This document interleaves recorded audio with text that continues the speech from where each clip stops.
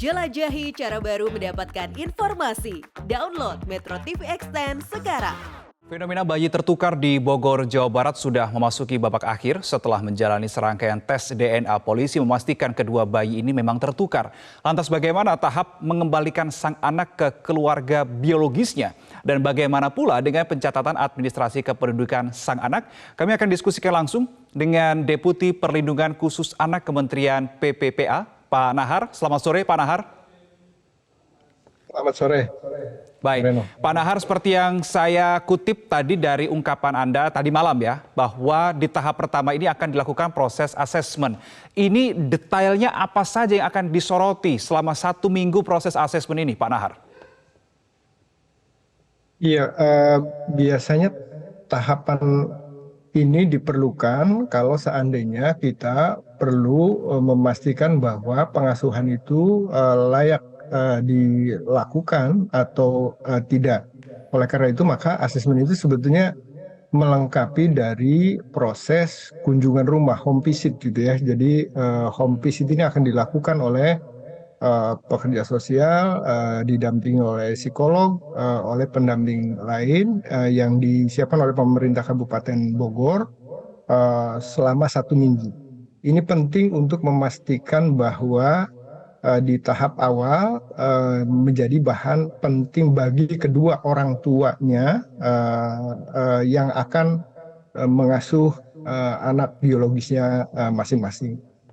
Dan tentu tahapan ini nggak selesai ya, karena memang 1 tahun berada di 2 keluarga, tentu kelekatan sudah terbangun. Jadi Betul. kemarin pada saat di Polres juga kelihatan bahwa masing-masing anak ini sudah menganggap bahwa orang tuanya itu adalah orang tua yang selama ini menyusui, mengasuh gitu ya.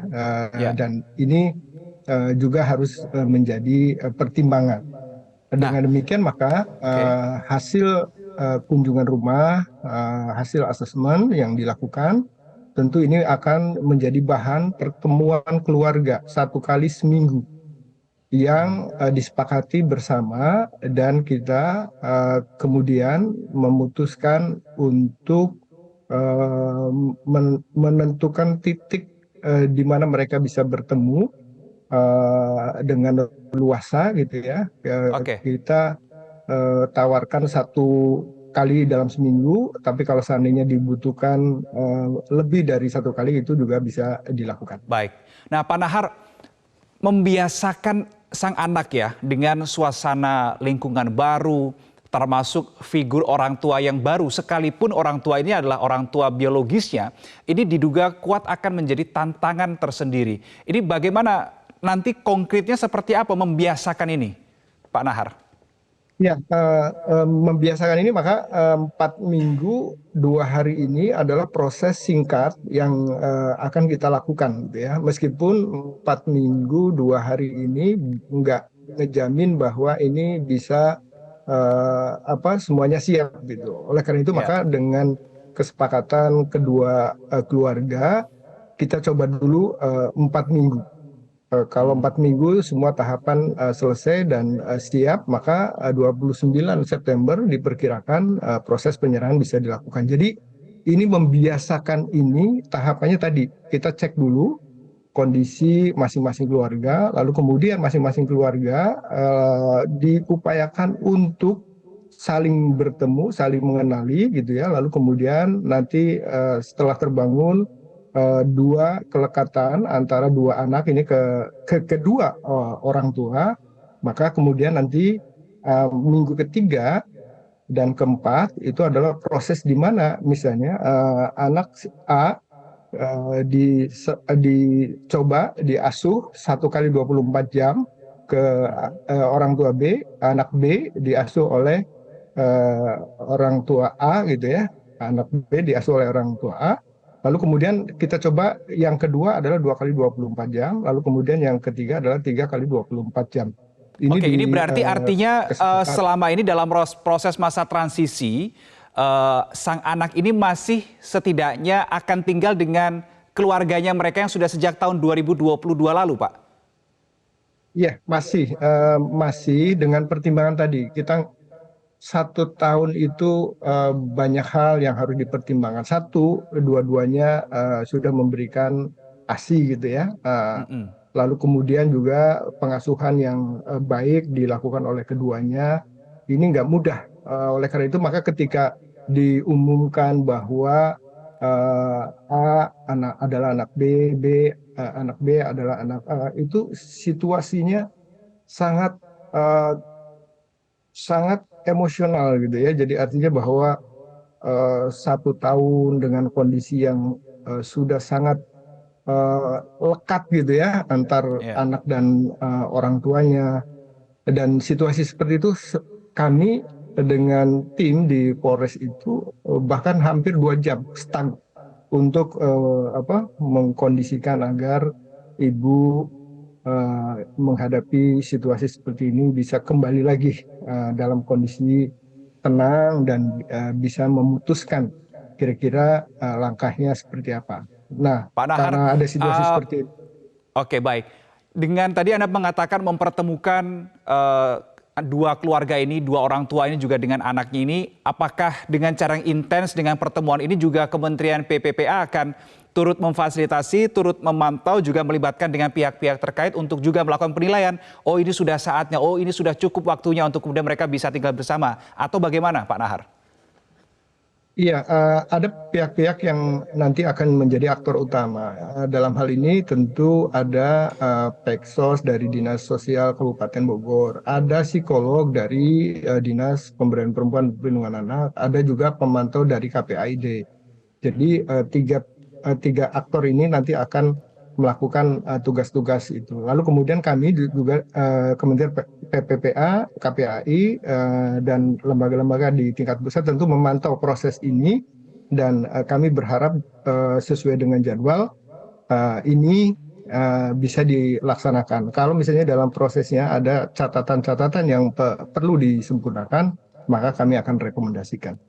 Pak Nahar, kemarin ketika di Polres Bogor, Anda kan ada di sana ya juga melihat begitu suasananya bagaimana, bahkan tadi Anda mengatakan juga suasananya cukup emosional begitu ketika mengetahui hasilnya. Nah, saya ingin tahu apakah ketika kemarin malam itu sudah dicoba langkah awal sang anak ini dibarengkan, dibersamakan dengan orang tua biologisnya, dan apa yang Anda lihat responnya di situ, Pak Nahar?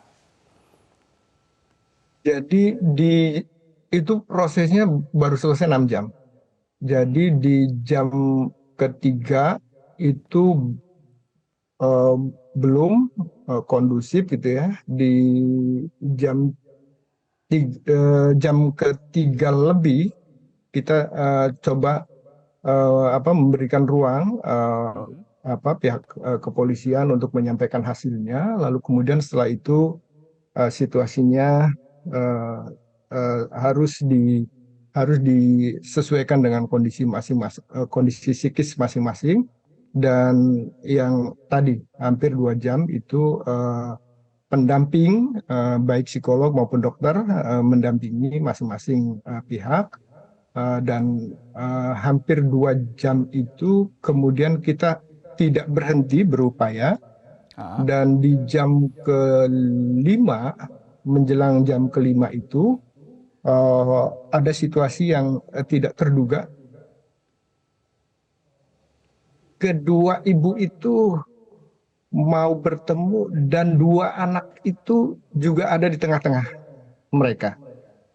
Jadi situasi semalam sekitar jam 8 adalah situasi sejarah buat mereka, terutama kedua ibu itu dan bapak ibunya dari masing-masing keluarga. Dan kemudian dua-duanya sepakat untuk merundingkan langkah selanjutnya. Dan dengan pertimbangan itu kemudian kami tentu bersama Polres, bersama KPAI, Menko PMK, dan dinas terkait di Kabupaten Bogor memfasilitasi tawaran tentang tahapan. Dan 5 tahapan itulah kemudian yang disepakati oleh kedua keluarga. Mudah-mudahan 5 tahapan ini bisa dilaksanakan dengan lancar dan untuk kepentingan dua anak Ya, ini. betul. Dan mudah-mudahan Karena tumbuh orientasi kembang, utamanya ini dan adalah ya, si dua anak ini, masa depan dari dua anak ini ya Pak yang menjadi orientasi utamanya. Tapi kalau tadi kita sudah simak informasinya bahwa Polres Bogor akan menyiapkan rumah bersama. Ini maksudnya seperti apa ya Pak Nahar untuk nanti konkretnya akan digunakan untuk apa itu rumah itu? ya. Tadinya kami siapkan rumah aman atau rumah eh, rumah antara gitu ya. Mm-mm. Di mana tempat itu memungkinkan kedua keluarga itu saling bertemu, saling melakukan pendekatan. Maka dari 5 tahapan itu ini masuk ke tahapan kedua, di mana pertemuan keluarga itu difasilitasi, disepakati kita gunakan tempat unit PPA di Polres Bogor. Baik, Pak Nahar, saya juga menyoroti soal administrasi kependudukan sang anak. Karena ini sudah sejak Juni 2022 sampai dengan saat ini juga pasti sudah ada data kependudukannya. Nah, misal pencatatan anak di dalam kartu keluarga, akte kelahiran. Nah, ini Kementerian PPPA juga akan membantu proses ini dengan berkoordinasi dengan kementerian terkait, Pak Nahar? Ya, ada beberapa kesepakatan yang sudah ditandatangani oleh kedua belah pihak, disaksikan oleh paling tidak 6 saksi, gitu ya. Di antara saksi itu adalah ada asisten pemerintahan Kabupaten Bogor. Nah, salah satu di antaranya soal bagaimana melengkapi identitas, melengkapi dokumen anak gitu. Jadi artinya bahwa di proses selanjutnya adalah memastikan bahwa dokumen anak ini akan dipenuhi dengan sebaik-baiknya, dan pemerintah Kabupaten Bogor memastikan untuk membantu melengkapi ini, karena keduanya itu sudah memasukkan di kartu keluarga meskipun belum masuk di akta kelahiran. Nah, ini mudah-mudahan masih bisa dicarikan jalan. Lalu kemudian maka ketika anak diserahkan kepada orang tua biologisnya, maka semua dokumen juga kita harapkan bisa dilengkapi sesuai dengan hak anak masing-masing. Baik, Pak Nahar, jika dalam waktu 4 minggu 2 hari tadi ya seperti yang Anda sampaikan, ternyata harapan belum membuahkan hasil, dalam arti misalnya anak ini masih belum berhasil beradaptasi dengan baik, baik itu dengan lingkungannya ataupun dengan orang tuanya, apa langkah lanjutan dari Kementerian PPPA, Pak? Iya, jadi 4 minggu 2 hari. 4 minggu 2 hari ini, lalu kemudian kami juga menawarkan tentang pendampingan lanjutan. Nah, pendampingan lanjutan itu adalah fasilitasi ketika misalnya masih dibutuhkan waktu untuk melakukan tahapan tambahan. Yang kedua, fasilitasi terhadap petugas pendamping, gitu ya, petugas pendamping.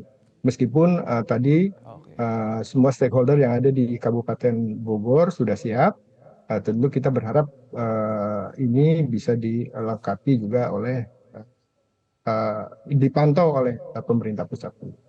Baik, Pak Nahar, terakhir apa harapan Anda kepada kedua belah pihak keluarga secara khusus pada ayah dan ibunya ya, ini dalam proses 4 minggu 2 hari ini akan seperti apa, harus seperti apa? Bagaimana harapan Anda, Pak Nahar? Ya, harapannya adalah tentu masing-masing menyiapkan fisik, mental dengan sebaik-baiknya, dan kita berharap bahwa dengan pendampingan yang dilakukan maka proses 4 minggu 2 hari ini bisa kita selesaikan dengan sebaik-baiknya, dan ketika itu dilakukan dengan baik maka harapan anak biologis diasuh oleh kedua orang tua biologisnya akan menjadi kondisi yang kita harapkan bersama bagian baik.